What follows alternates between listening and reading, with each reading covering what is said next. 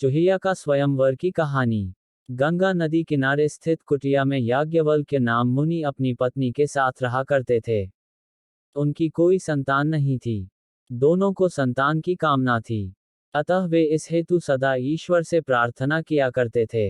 एक दिन मुनि नदी किनारे अपने दोनों हाथ फैलाए ईश्वर से संतान प्राप्ति हेतु प्रार्थना कर रहे थे। तभी आकाश में उड़ता हुआ एक कौवा उनके ऊपर से गुजरा। कौवे ने अपनी चोंच में एक नन्ही चूहिया को दबाया हुआ था।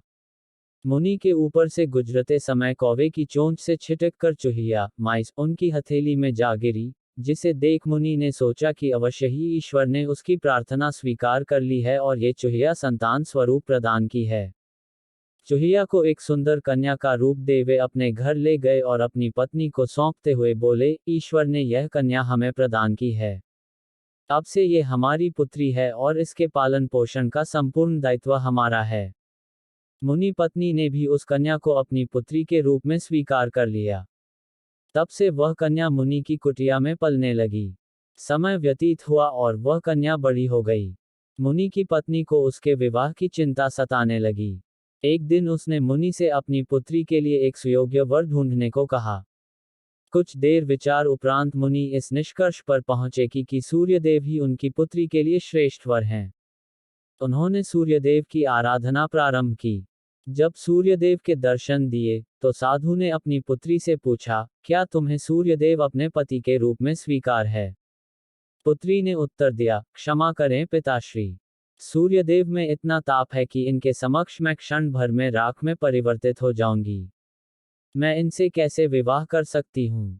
कृपा कर आप मेरे लिए कोई दूसरा वर ढूंढिए। पुत्री के उत्तर सुन मुनि ने सूर्यदेव से पूछा, सूर्यदेव, अब आप ही बताएं कि मेरी पुत्री के लिए आपसे श्रेष्ठ वर कौन होगा? सूर्यदेव ने उत्तर दिया, मेरे अनुसार मेघ तुम्हारी पुत्री के योग्य है, क्योंकि उसमें मुझे ढक देने का सामर्थ्य है। मुनि ने मेघ प्रार्थना प्रारंभ की और उनके दर्शन देने पर अपनी पुत्री से पूछा, क्या तुझे मेघ अपने पति के रूप में स्वीकार हैं? पुत्री ने यह प्रस्ताव भी अस्वीकार कर दिया और बोले, पिताश्री, मैं इतने काले व्यक्ति से विवाह नहीं करना चाहती। साथ ही इनकी गड़गड़ाहट से भी मुझे डर लगता है।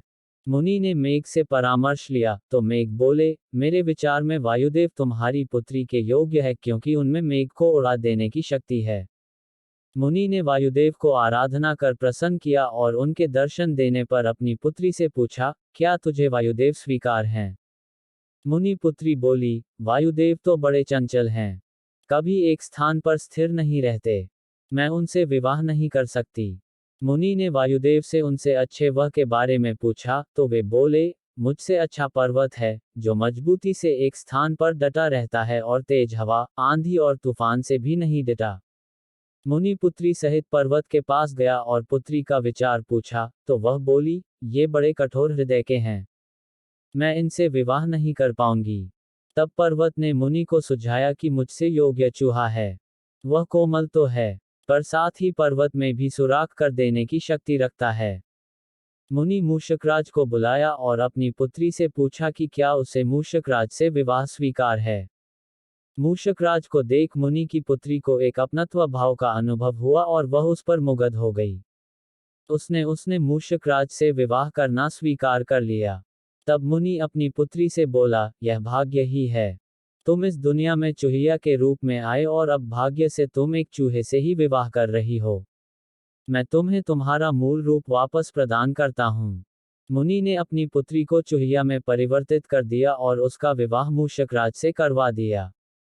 सीख, बाह्य स्वरूप परिवर्तित हो जाने से आंतरिक स्वरूप परिवर्तित नहीं होता।